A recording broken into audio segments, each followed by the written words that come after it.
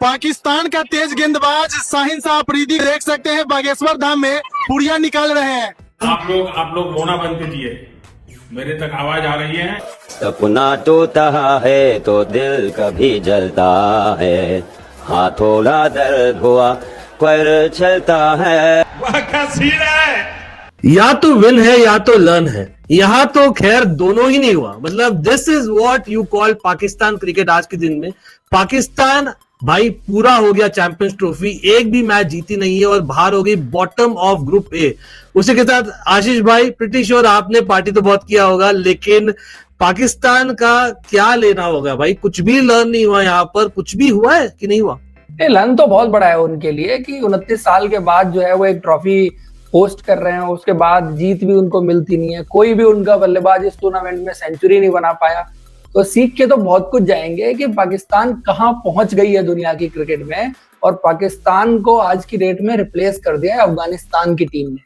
जैसे वो खेले हैं, आपने देखा ही है कि कल उन्होंने क्या किया है। बिल्कुल, मतलब अफगानिस्तान तो मतलब अलग ही लेवल पर पहुंच गई लग रहा है, क्योंकि अभी तो वो शौक लग नहीं रहे हैं जो परफॉर्मेंसेस कर रहे हैं, बैक टू बैक कर रहे हैं मतलब आईसीसी टूर्नामेंट्स में। लेकिन उस पर डेफिनेटली आएंगे। उससे पहले पाकिस्तान की टीम में एक निकला है ड्रामा। इमाम उल हक, जो पाकिस्तान की जो क्रिकेट बोर्ड है, उन्होंने मतलब सैकड़ों डॉलर्स लगाकर एक मैच के लिए मात्र उनको भेजा था।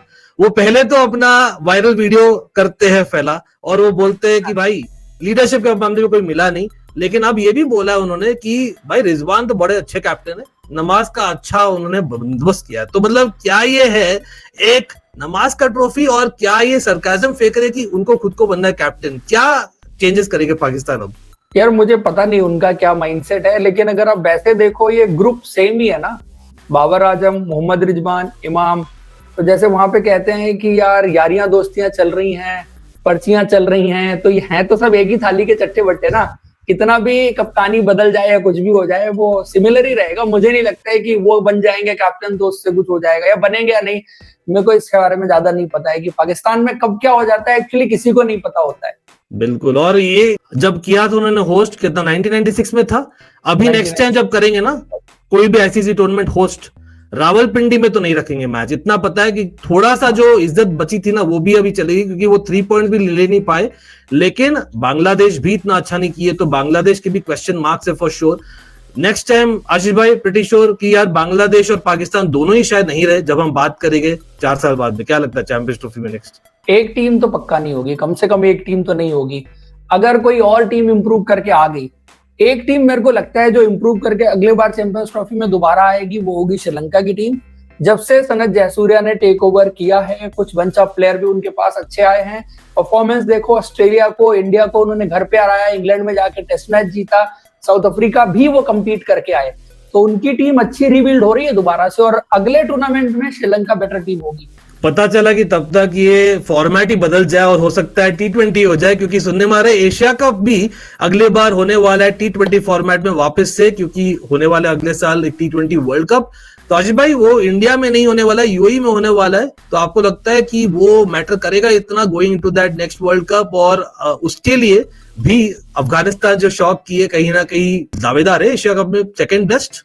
डेफिनेटली सेकंड बेस्ट भाई। अब तो मैं कहता हूँ कि ये जो कल मैच में लोग बात कर रहे थे ना, अपसेट है, मैंने कहा भाई अपसेट नहीं है ये। जब हम प्रीव्यू कर रहे थे, हम भी आप एक शो में बात कर रहे थे, आपने सेमीफाइनलिस्ट पूछे थे कौन से दो, तो मैं एक तो अफगानिस्तान को कह ही रहा था ना, दबी जुबान में ही सही, बट कह तो रहा था कि हाँ अफगानिस्तान में भी दम है।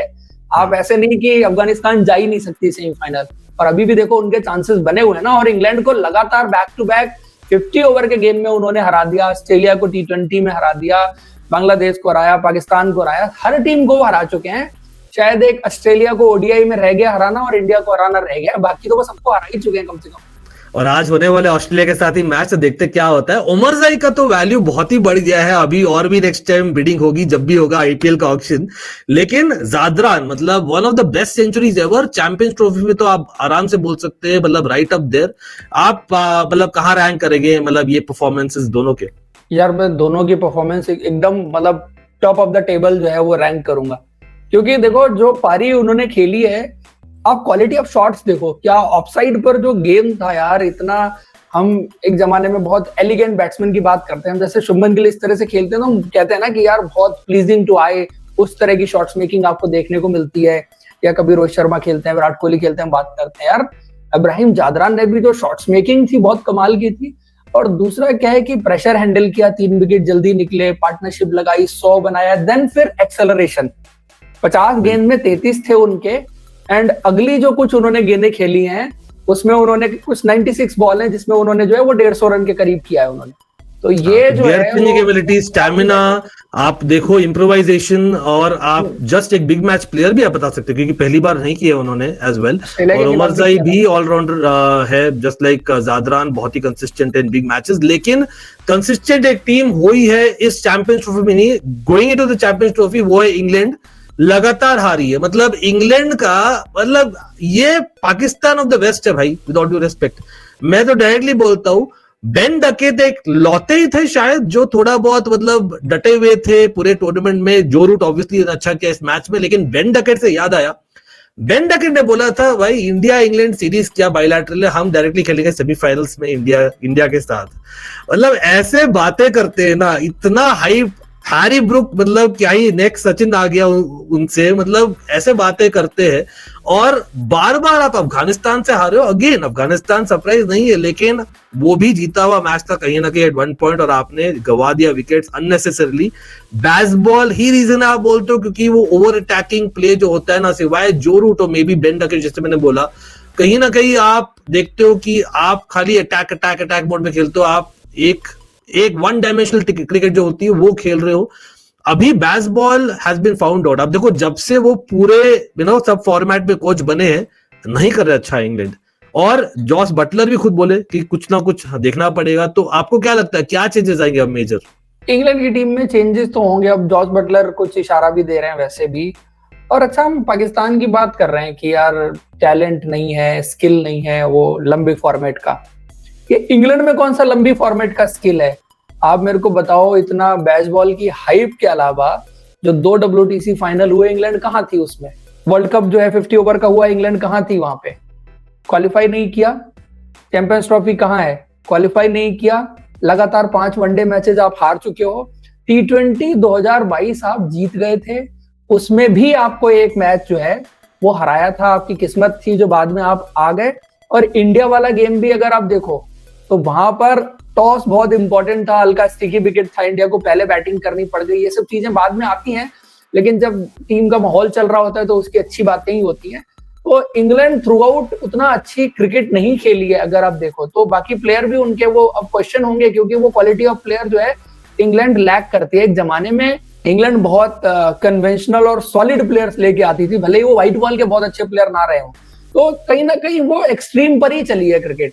पहले वो शायद कन्वेंशनल क्रिकेट की एक्सट्रीम देख रहे थे आप, और अब शायद जो है वो इतना आगे भाग गए एकदम से, तो कहीं बीच का जो बैलेंस होता है वो इंग्लैंड की क्रिकेट में मिसिंग दिखता है मुझे। अरे एक और जो है बहुत ही इंपॉर्टेंट व्यक्ति जो थे लास्ट फ्यू इयर्स में, जो नहीं है अभी टीम में, बेन स्टोक्स। और बेन स्टोक्स का इन एंड आउट होना टीम से वो भी अच्छा नहीं था। ऑब्वियसली उन्होंने डिसीजन लिया अबाउट भाई व्हाइट बॉल क्रिकेट में हम नहीं खेलेंगे, हम खाली उसमें खेलेंगे। तो वो सब इंटरनल मामले है कि उनको सॉर्ट आउट करना था क्योंकि बहुत इंपॉर्टेंट प्लेयर थे। एक और चीज मैं बोलना चाहूंगा कि आप देखो तो सब कॉन्टिनेंटल कंडीशंस में आज तक जो सैकड़ों साल से हो रहा है, आप तो बोल सकते हो आप, इंग्लैंड का नहीं है, मतलब नहीं कर पाती अच्छा कंसिस्टेंटली। और बीच में आई थिंक पाकिस्तान से कुछ कोचेस थे इंग्लैंड में फॉर एग्जांपल, लेकिन एक फुल टाइम हेड कोच मैं तो बोलता हूं एटलीस्ट एक फॉर्मेट में, जब आपको पता है कि से फॉर एग्जांपल अभी नेक्स्ट मेजर टूर्नामेंट अगर होता है सब कॉन्टिनेंटल कंडीशन में, उनको वो भी सोचना पड़ेगा। क्योंकि जब भी इंग्लैंड अच्छा की है ना, वो हुआ है या तो इंग्लैंड में हुआ है या तो ऑस्ट्रेलिया में हुआ है, तभी अच्छा की है। आप देखो ट्रेडिशनली भी वही रहा है मेजर टूर्नामेंट। तो एक मेजर फैक्टर है जो इंग्लैंड पता नहीं क्यों नहीं देती। हम यहाँ पर देखो इंडिया, हम पाकिस्तान की बात कर रहे थे, अफगानिस्तान देख लो, हम तैयार है फॉरेन कोचेस को लाना, मतलब they are not ready. Main coach की बात हो रही है यहाँ पर। तो आई थिंक उनको टाइम आ गया वो भी सोचने का, क्योंकि एकदम वन डायमेंशनल लग रही है। बट अगेन मतलब coming back to Afghanistan, of course India की बात करेंगे, लेकिन क्विक प्रेडिक्शन हो जाए, ऑस्ट्रेलिया की बात किया क्विकली, तो ऑस्ट्रेलिया और अफगानिस्तान कहीं ना कहीं बोल सकते हो मतलब 2 फाइटिंग स्पिरिट वाले टीम से। अब तो आप दोनों को बोल सकते हो in the same bracket in terms of ICC tournament. लेकिन ऑस्ट्रेलिया आपको पता ही है अलग लेवल परफॉर्मेंस उठता है जब बोलते हैं ना विन यूर कॉर्नर्ड। क्या लगता है आज, क्योंकि जो जॉश इंग्लिश ने इनिंग्स खेला था अगेंस्ट इंग्लैंड, सडन से ऑस्ट्रेलिया थोड़ा सा नोटिस हुई है, ज्यादा हुई है, जो नहीं हो रही थी फॉर व्हाटएवर रीजन पहले। बट मैक्सवेल का वो इनिंग्स हम भूल नहीं सकते अगेंस्ट अफगानिस्तान, ठीक है, तो वो तो माइंड में रहेगा अफगानिस्तानों का। लेकिन उनके कैप्टन ने बोला है कि हम खाली उसके साथ ही खेल रहे, पूरे टीम के साथ खेल रहे हैं। तो रणनीति क्या होगी, मतलब प्रीटी श्योर यहाँ पर स्पिन हैवी अफगानिस्तान जाएगी अर्ली ऑन। अफगानिस्तान की देखो टीम यही है, 11 यही है, उनका तो कोई चेंज होने वाला है नहीं। शायद वो चाहेंगे कि टॉस जीत के बैटिंग फिर से आ जाए और रन बोर्ड पे लगा दें इस बार भी, और फिर ऑस्ट्रेलिया को चेज के लिए अंडर प्रेशर डालें। बट आसान नहीं होगा मुझे लगता है। Australia being a champion side, और अफगानिस्तान ने अच्छा किया है, बट क्या होता है कि जब क्रंच मूवमेंट आता है तो ऑस्ट्रेलिया प्रेशर बेटर हैंडल करती है। तो यही एक चीज है, बाकी उनको कुछ मिराकुलस परफॉर्मेंस है ऑस्ट्रेलिया से जिता सकती है। जैसे लास्ट मैच में इंग्लैंड के खिलाफ दो आई उमर जई की और जादरान की, तो मतलब best inning of champions trophy आपने देखी और best spell of fast bowling आपने देखा उनके लिए। बिल्कुल। अच्छा, और एक चीज है कि extra session of fielding practice किया होगा अफगानिस्तान ने, क्योंकि वो कैच जो छोड़ा था मुजीब ने वर्ल्ड कप में, वो भूल नहीं पाएंगे। प्रीटी श्योर वो अफगानिस्तान का है, तो लेकिन कल भी छोड़ दिया ना 2 कैचेस। हाँ, मैं इसलिए बोल रहा हूँ ना। अच्छा, एक और चीज मैं बोलूं, आपको याद है तो T20 वर्ल्ड कप में क्या हुआ था जब ऑस्ट्रेलिया खेली थी अफगानिस्तान के साथ में, वो भी एक मतलब लाजवाब मैच था जहां पर अफगानिस्तान ने मात दिया था ऑस्ट्रेलिया को। लेकिन उसमें ऑस्ट्रेलिया का ट्रैवल था और ऑस्ट्रेलिया को आई थिंक एक ही सेशन मिला था खेलने के लिए, प्रैक्टिस सेशन मिला था और टाइम नहीं था। ऑल्दो ये मैच मतलब ज्यादा ट्रैवल नहीं है, लेकिन है लाहौर में, और अफगानिस्तान ने लिटरली 2 दिन पहले ही खेला है। तो डिसएडवांटेज उस प्रकार से आप बोल सकते हैं अफगानिस्तान थोड़ा सा, ऑल्दो बहुत ही हाई एनर्जी रहेगा अभी, तो खैर बहुत ही बड़ा विक्ट्री है, लेकिन खाली मतलब 40 आवर्स के बाद में आप एक मेजर मैच खेल रहे हो वापस से अगेंस्ट ऑस्ट्रेलिया। यार देखो, जो T20 वर्ल्ड कप में ऑस्ट्रेलिया बोल रही थी वो एक्सक्यूज था, यहाँ भी एक्सक्यूज, माइनर सा फर्क पड़ सकता है, बट इतना ये प्रोफेशनल प्लेयर्स हैं, IPL में भी आके खेलते हैं, आज यहाँ खेल रहे हैं, कल ट्रैवल करते हैं, परसों कहीं खेल रहे होते हैं। तो ये तो दुनिया की क्रिकेटिया वैसे चल रही है, तो ये एक्सक्यूज है यार। ऑस्ट्रेलिया अफगानिस्तान से हार गई थी, वो डाइजेस्ट नहीं कर पा रहे थे, इसलिए वो एक्सक्यूज वहां भी दे रहे थे। यहाँ भी मुझे नहीं लगता है कि अब बहुत ज्यादा फर्क पड़ता है प्लेयर्स को। अच्छा, फर्क लेकिन पड़ रहा है इंग्लैंड की मीडिया को, क्योंकि इंग्लैंड की मीडिया और भी बवाल उठा रही है। मतलब शर्म नहीं है कि आपने एक मैच जीता नहीं ढंग का, एक मैच बाकी है, वो भी फॉर्मेलिटी उनके लिए, तो और आप यहाँ पर बोल रहे हैं ट्रैवल का और नॉन ट्रैवल का एडवांटेज है टीम इंडिया को। मतलब वो हम मानते कहीं ना कहीं है, लेकिन उसका कॉन्टेक्स्ट भी देखो ना भाई साहब। मतलब आप पॉलिटिकल रीजंस की वजह से कर रहे थे ना, इंग्लैंड तो ट्रैवल नहीं कर रही थी, जीत लेते अपने मैच। सही बोला आपने एकदम। मतलब ब्लेम करने में सबसे पहले इंग्लैंड की मीडिया, राइट, और वो भी आर्टेटन और हुसैन और माइकल वॉन एक्सेट्रा वो बोलते हुए।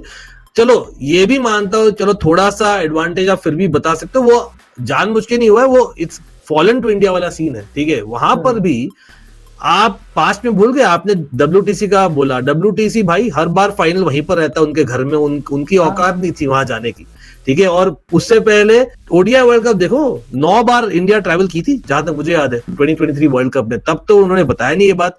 तो एनीवे वो कहीं ना कहीं बैलेंस आउट हो जाता है, मैं तो बोलता हूँ। लेकिन हाँ, वसीम जाफर ने एक अच्छा आई थिंक बोला है सोल्यूशन फ्यूचर में।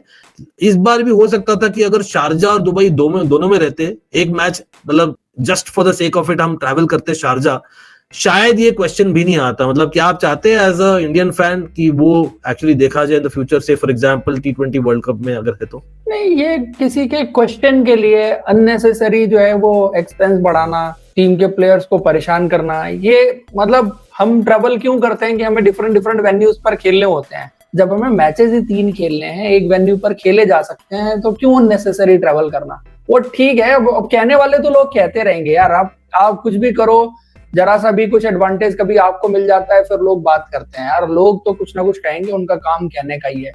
बट जो लोग ऑर्गेनाइज कर रहे हैं टूर्नामेंट, दे नो कि टूर्नामेंट मतलब किस वजह से कहाँ शेड्यूलिंग कैसे हो रही है ना, तो वो रीजनिंग आपकी सबकी अलग होती है। खैर, मतलब न्यूजीलैंड है इंडिया का नेक्स्ट, और हमें पता ही है न्यूजीलैंड कहीं ना कहीं फेवरेट है along with India as of now.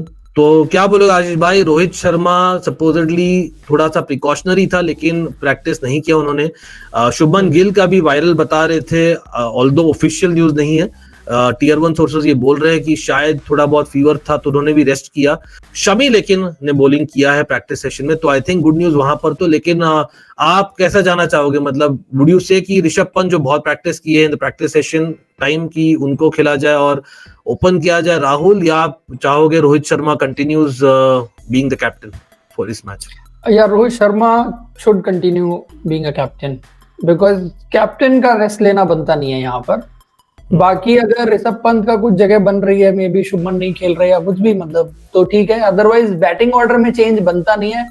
थोड़ा सा गेम टाइम आप हार्दिक पांड्या और केएल राहुल को दे दो, अगर मिल सकता है, चांस बनता है अगले गेम में आपको, तो वो चीज आप देख लो। बाकी बॉलर ट्राई आउट करनी है आपको, जो हमने पहले भी डिस्कस किया था, बिकॉज बॉलिंग अभी इंडिया की बहुत अश्योर्ड नहीं लग रही, स्पेशली फास्ट बॉलिंग की बात अगर करें हम तो। एक बफर चाहिए, थोड़ा सा कुशन चाहिए, क्योंकि बाई चांस अगर मैच के दौरान अगर शमी इंजर्ड हो जाते हैं फॉर एग्जांपल, खुदा ना खास्ता, तो आई थिंक हमें चाहिए, वो तो मैं अग्री करता हूँ।